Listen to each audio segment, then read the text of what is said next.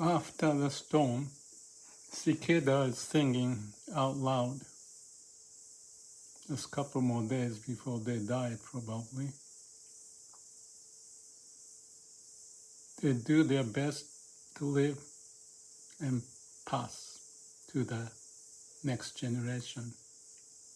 We are the same, except we have brain to think this and that.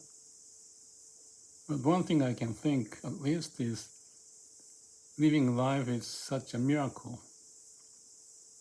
Coming out of nowhere to pop up and then listen to the cicada, eat some food. Being alive is a miracle. No complaint. I thought that I feel it's a miracle, but some people may die without feeling like that. It's a pity.